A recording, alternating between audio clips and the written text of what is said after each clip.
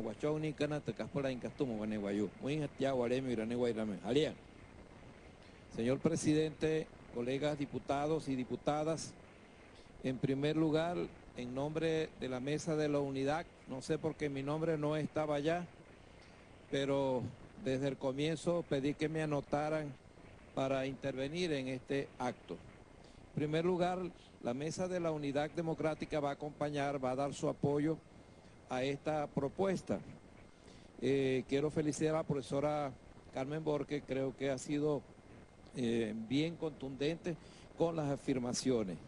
Y ojalá que esa propuesta de publicar sus obras y ponerlas al alcance de los venezolanos sea posible, porque son documentos bien valiosos. Cuando uno se detiene a reflexionar qué cosas nos han hecho sentir el valor de la humanidad en los libros que hemos leído, seguramente cada uno de ustedes y así como de las personas que nos escuchan, alguna vez algún libro lo impactó. Por ejemplo, uno recuerda en la primaria la Declaración Universal de los Derechos del Hombre y el Ciudadano. Ahí se consagran los derechos que hoy se han ampliado, pero que en aquella oportunidad para la Revolución Francesa eran el pedestal de un alumbramiento, de un porvenir de la sociedad.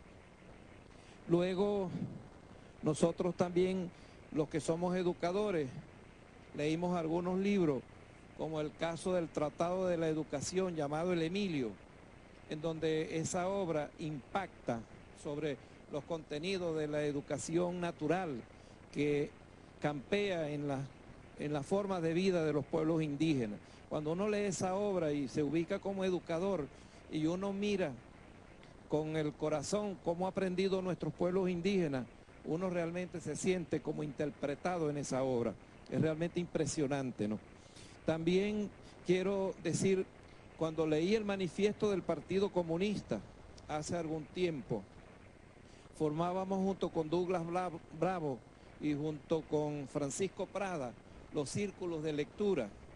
Y cuando leímos esos libros con las personas que sabían del tema, uno queda impactado. Y muchos de nosotros que estamos hoy aquí en la Asamblea Nacional, quizás en los puestos claves del país, quizás en la función de los trabajadores, de los sindicatos, cuando uno lee esos documentos, uno se siente transportado en la historia. Entonces, cuando uno revisa el manifiesto del Partido Comunista y que los hijos de los obreros pudieron llegar a las universidades, uno queda impactado de verdad por la fuente de ese conocimiento y que muchas personas desdoran porque ni siquiera lo leen. Y otra gente dice, yo soy revolucionario, pero ni siquiera se han leído esos libros. Y entonces es realmente impresionante el efecto que causó en la humanidad el manifiesto del Partido Comunista. Los derechos de los obreros se hicieron claros y pudieron alcanzar objetivos que todavía se están desarrollando en estos momentos en toda la historia de la humanidad. Entonces son documentos realmente impresionantes. También tuve ocasión de leer, que me causó una gran impresión, una obra que se titula Venezuela Heroica, de un venezolano, Eduardo Blanco. Y es una obra que todo venezolano debería leer, debería ser una lectura obligatoria, porque ahí refleja con un sentimiento de patria demasiado elevado. Y otro texto que leí que me causó impacto es el libro del profesor Ramón Paz y Puana, ya difunto. Se llama Mitos, Leyendas y Cuentos Guajiros. Es una verdadera joya de la literatura de los pueblos indígenas, que ojalá pueda ser publicado para que lo conozcan los venezolanos. Son muy escasos los que conocen estas obras. Y la otra obra que leí que me causó este impacto, porque fue paralela a la creación de los estudios generales en la Universidad del Zulia, en donde nos formamos algunos de nosotros, que era justamente Las Venas Abiertas de América Latina. Cuando uno lee esta obra y revisa lo que pasó en la América, descrita con magistral pluma, en la que uno vibra entre las descripciones que se hace de Eduardo Galeano, es una de las obras que realmente me causó una gran impresión.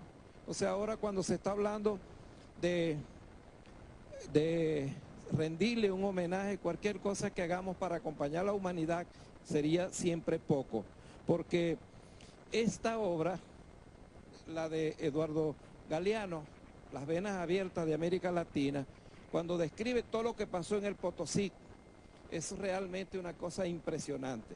¿Cómo se crea el sentimiento antiimperialista, Diosdado Cabello?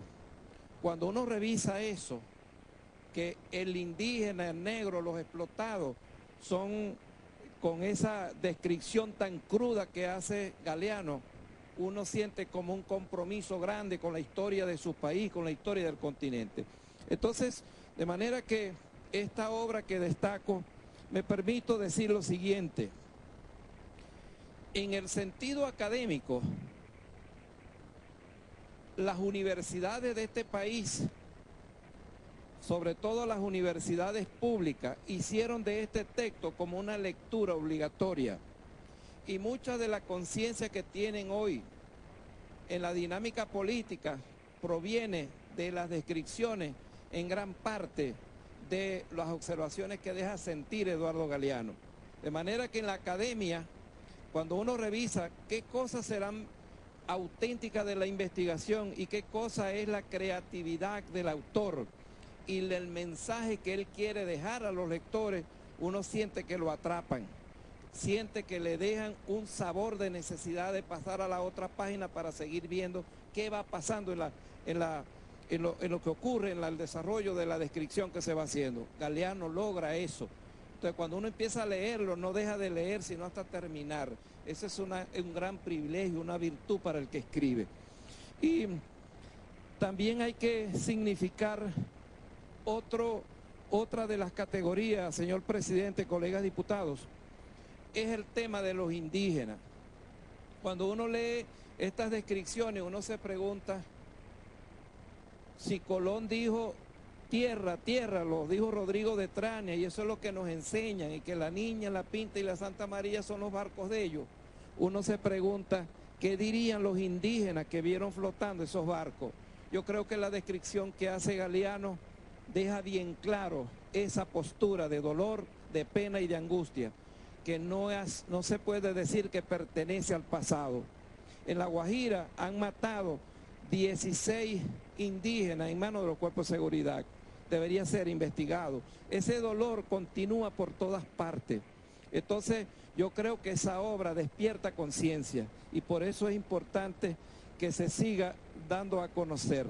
Entonces, el Potosí y toda la descripción que ahí se desarrolla deja como un recuerdo para compromiso con los pueblos indígenas que deben despertar y que debemos hacer causa común por la libertad, por la grandeza de nuestros pueblos y por el desarrollo que requiere estos pueblos indígenas. Venezuela es un caso excepcional cuando se habla de las leyes de los derechos indígenas, porque aquí es un derecho, ya está consagrado por la Constitución y las leyes.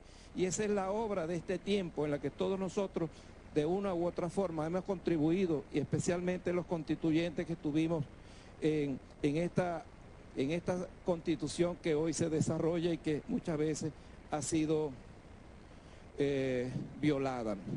Por otro lado, cuando uno revisa la historia del autor, pintor, mensajero, obrero, escritor, dibujante, entonces uno dice, bueno, es una condición de la vida polifacética en donde